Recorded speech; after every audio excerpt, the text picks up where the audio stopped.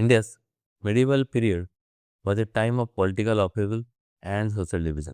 Yet, out of that turbulence emerged a spiritual revolution that united hearts.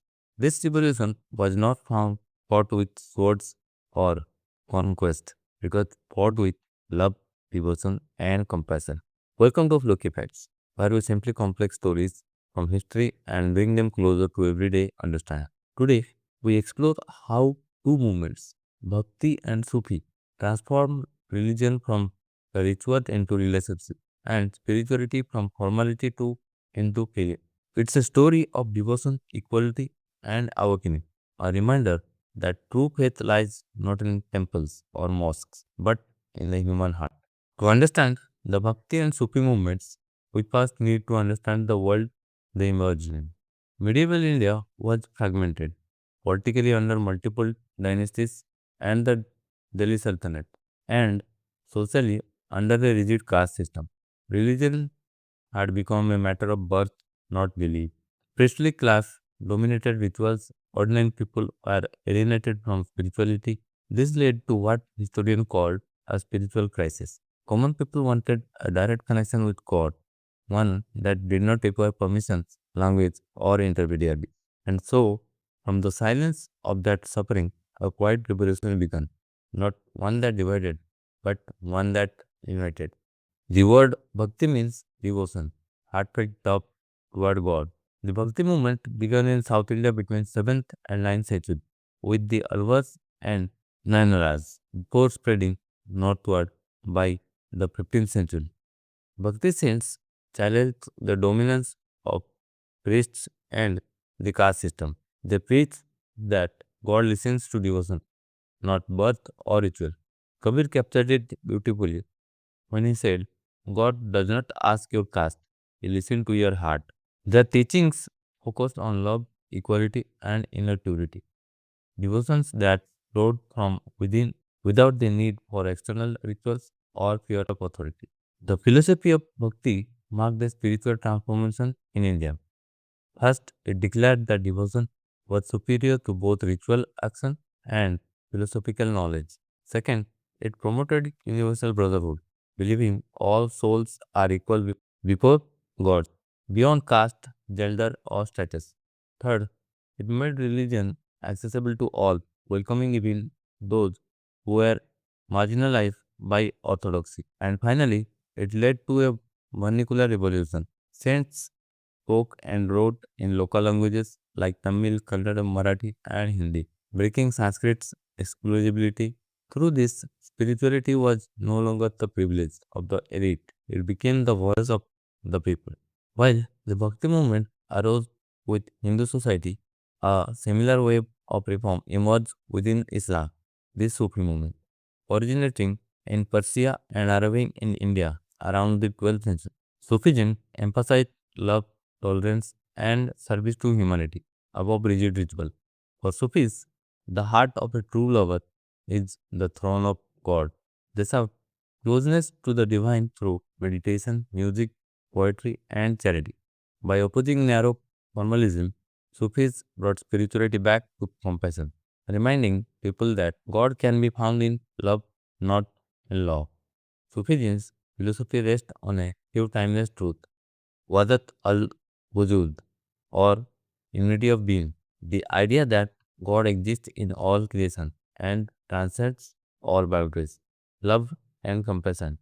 The purest path to divine realizes universal brotherhood, embracing all humanity beyond religion or race. Service to humanity, believing that serving people is the truest form of worship. This made Sufism deeply humane, blending mysticism with social reform, spirituality with empathy.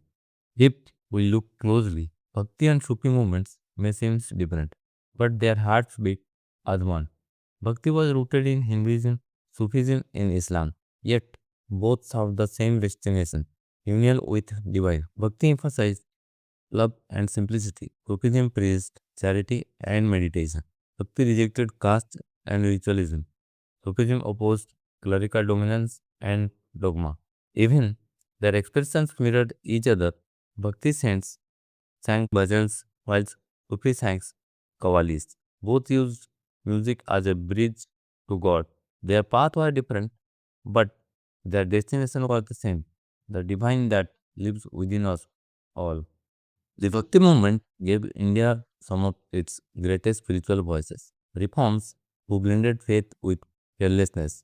Ramanuja, who taught that knowledge and devotion go hand in hand. Kabir, who united Hindu and Muslims ideas, declaring God is one. Mirabai, the Rajput princess who gave up royalty for a love of Krishna.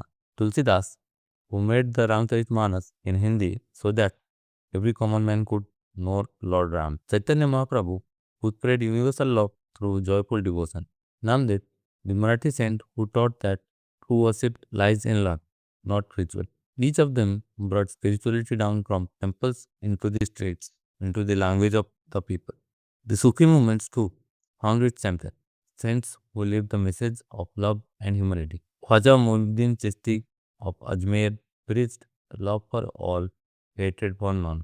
Nizamuddin Aulia of Delhi taught, if you want to see God, bring happiness to every heart. Baba Farid, a pioneer of Punjabi Sufi poetry, inspired generations with his simplicity. Sheikh Amar Karindi, a scholar, reformed the Naqshbandi order with discipline and devotion. Among the many Sufi orders or Silsilas, the Chishti Silsila became most popular, known for its langars or community kitchens. They fed the poor and united the rich and humble alike. What made Bhakti and Sufi movements truly revolutionary was their shared humanity. They believed in love and devotion as the direct connection to God. They rejected caste, ritual, and formalism, reminding people that God lives in the heart, not in hierarchy. They used vernacular language so everyone could understand. No need for scholars or priests. And most importantly, they fostered social harmony between Hindus and Muslims, planting the seeds of India's composite culture. As one saying goes, in every heart there is the light of God. Look within, not outside. The impact of these movements was profound, both socially and culturally. They reduced religious tensions, challenged caste barriers, and awakened spirituality among ordinary people. They promoted equality and inclusiveness, giving voice to those silenced by tradition. Culturally, they gave birth to regional languages, devotional poetry, and music. They strengthened the Ganga Jamuna Tehzeeb, the blended culture of harmony that defines India's even today. The Bhakti and Sufi saints did not just preach religion, they created culture. The Bhakti and Sufi movements enriched India's artistic soul. Kabir's Doha, Mirabai's song, and Tulsidas' Ramcharitmanas made devotion lyrical. Amir Khusro's poetry in Persia and Urdu blended spirituality with art, giving birth to Qawwali. Her music became meditation and poetry became prayer. Through words and the rhythm, they spoke to the heart, proving that art can be the highest form of worship. With time, both Bhakti and Sufi movements lost some of their purity. Later generations turned devotion back into ritual. The caste system, though challenged, continued to persist. Their influence often remained local, and colonial modernity further diluted their reach. Yet, even the flame dimmed, their light never died. Lives on its India's poetry, its music, and its idea of unity in diversity, part of the very DNA of our culture. For UPSC aspirants, this topic fits under GS Paper 1, Indian culture, covering arts, forms, literature, and philosophy.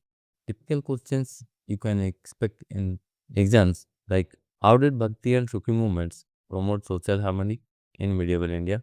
Compare their ideologies and contribution to vernacular literature. How did these movements democratize religion and challenge orthodoxy? Pro tips: in answers, always link these movements to modern secularism and religious tolerance. It shows conceptual depth and relevance. The Bhakti and Sufi movements remind us of something timeless, that faith resides in the human heart. It teaches that there may be many paths, but God is one, that service to humanity is true worship, and that all souls are equal before the divine. Or as Kabir said, wherever there is love, there is God. If you found this video insightful, comment note below to get the details note, and don't forget to like, share and subscribe to FlukyFacts. Because learning history is not just about the past, it's about rediscovering our shared humanity.